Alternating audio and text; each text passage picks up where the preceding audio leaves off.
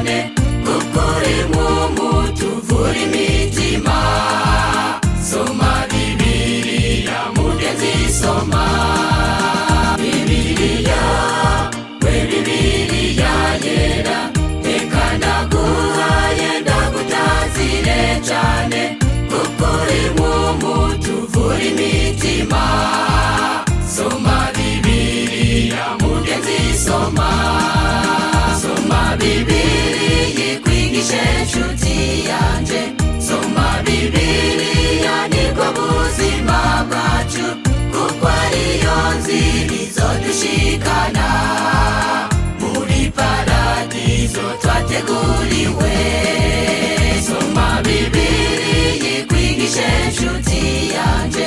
Soma Bibiliya nibwo buzima bwacu, kuko ariyo nzira izodushikana muri paradizo twateguriwe.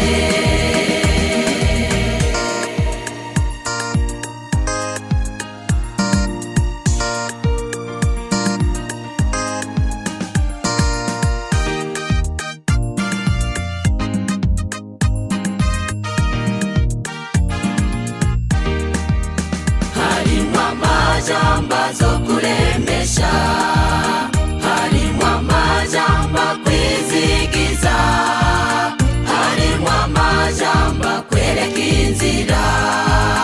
Soma Bibiliya mugenzi, soma.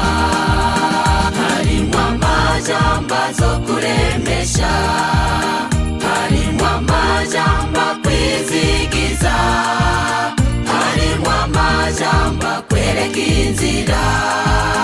Soma Bibiliya mugenzi, soma. Soma Bibiliya ikwigishe nshuti yanje. Soma Bibiliya nibwo buzima bwacu, kuko ariyo nzira izodushikana muri paradizo twateguriwe. Soma Bibiliya ikwigishe nshuti yanje. Soma Bibiliya nibwo buzima bwacu, kuko ariyo nzira izodushikana muri paradizo twateguriwe.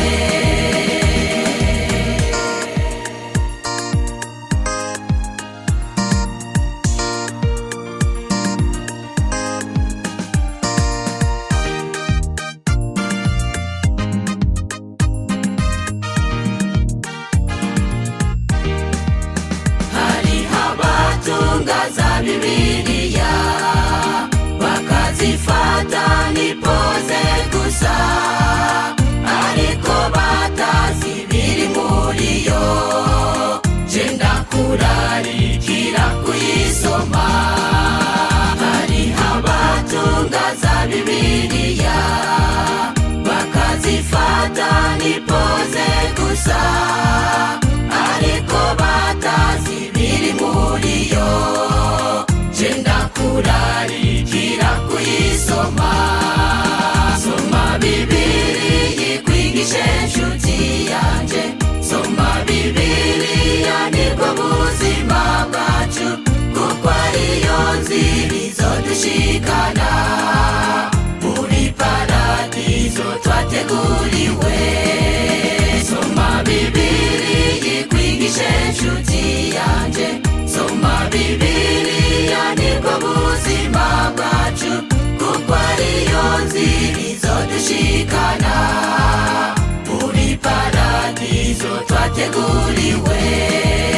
Muri paradizo twateguriwe.